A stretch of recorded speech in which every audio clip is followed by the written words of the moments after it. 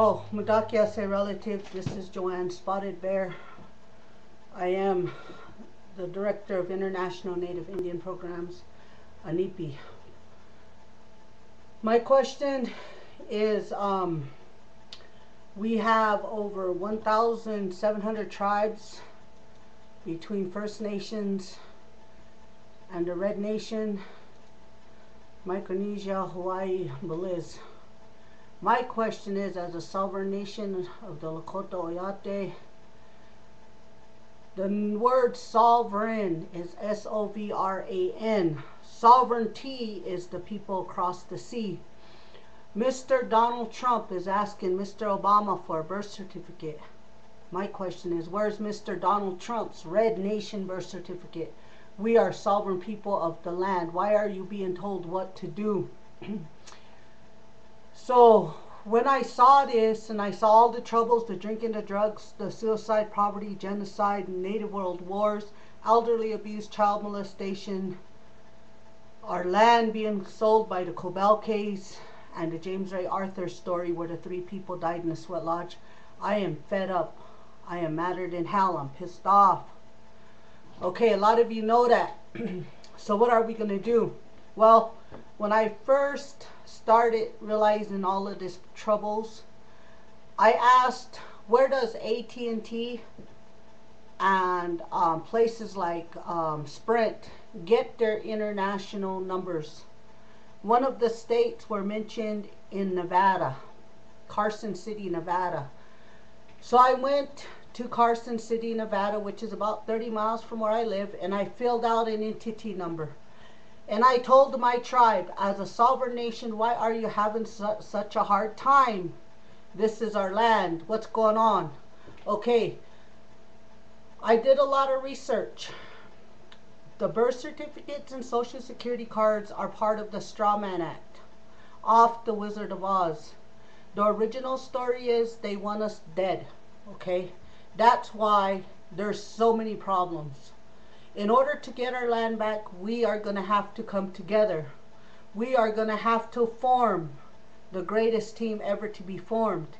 Either that, I'd like to run against Donald Trump and ask him, who give the 5% rich the right to tell the government what to do? Yeah, he brags about all his money and his shows and this and this and that. But he forgot it took 300 million Indians to die to make that happen. Without our people dead, you ain't shit, Donald Trump. And I'm sorry to tell you the real truth, but that's it. Our grandmothers, the 13 indigenous grandmothers, went to Washington, D.C. 564 tribes went to Washington, D.C. 2 years in a row. None of them was on ABC, NBC, or CBS. There's over 1,700 tribes. There's a few of us that have radio stations doing our very best to speak up worldwide. And you know what? I need each and every one of you to help me, because what's going to happen is, if I should decide to make a choice to run for president of the United States, I'm going to need you. And what we're going to have to do while we're working at this is think how we're going to do it. Because yes, I do have a passport. I can go anywhere in the world, but I cannot walk into the White House. I can travel and talk to anybody around the world and understand them. But the government, they failed to understand the Red Nation for 519 years. My God, what kind of fucking English are they talking? You know, like that. I get mad, yes, I cuss, and I've shared my vision with many of you, and I told you, I'm gonna cuss. I told the Creator, I'm going to cuss, I'm going to yell, I'm going to scream, I'm going to do what I have to. But I am going to lead our Red Nation home to the very best ability that I have. Now, here's the next thing. Many people might want to kill me. Many people are mad because of what I say and what I'm doing. But the reality of the story is, this is not your land. Many of you whose ancestors are Christopher Columbus and Amerigo Vespucci. America is not a country. It's a name named after a man. So you are named after a man. It's just a corporation. Any of us can start this corporation, And as for the Red Nation, what I'd like to do is see that the Red Nation is back in charge so that there'll never be another person from around the world to tell our Red Nation to shut the hell up. Well, that needs to stop. This is not even right. You know, when our people stand up, you guys should come to us, the Red Nation, and tell us who's telling you to shut the hell up. Who's telling you to be quiet? Who's the one intimidating you? You didn't go to college, Harvard University, or universities to be told to shut the hell up. You are put there to voice your opinion for the Red Nation, and if you can't do that, then you need to step down and have somebody else up there. And those of you who are in Washington, D.C., if you got pull and you can have me in front of Mr. Obama and Donald Trump, then I'll confront them for you if you can't do your job. As for the Red Nation and Russell Means married my grandmother, or Russell Means' auntie married my grandfather, Thomas Spotted Bear. Her name is Fannie Mae. Fannie Mae Means. 1973, Russell Means went to my grandmother Helen Grant and asked her for permission. My grandmother told him to Humblecha, Sundance, put up a peyote meeting, sweat lodge, anything but pray. And he didn't. To this day, he has a criminal record by the federal government.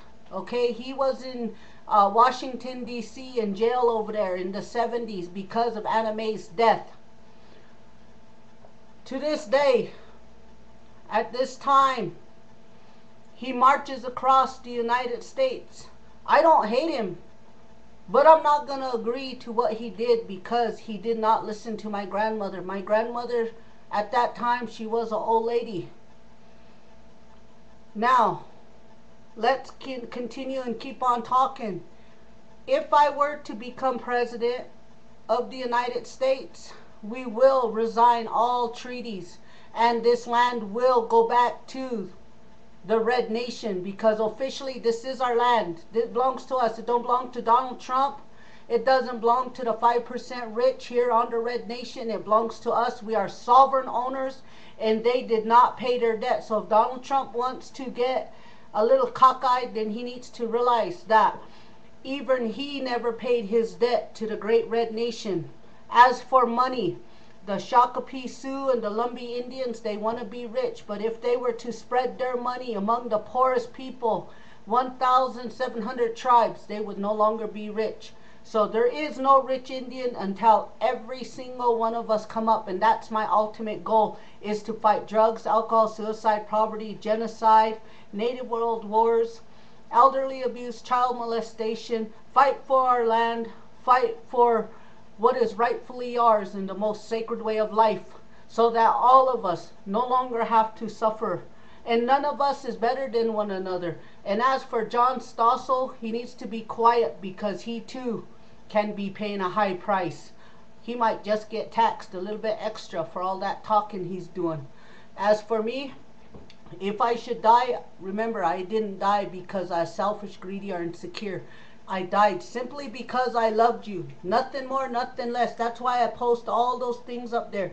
You guys need to take them, copy, cut, paste, and use them. Pass them out to anybody and everybody who will listen to you. I hope. Mandakyase. Thank you for listening.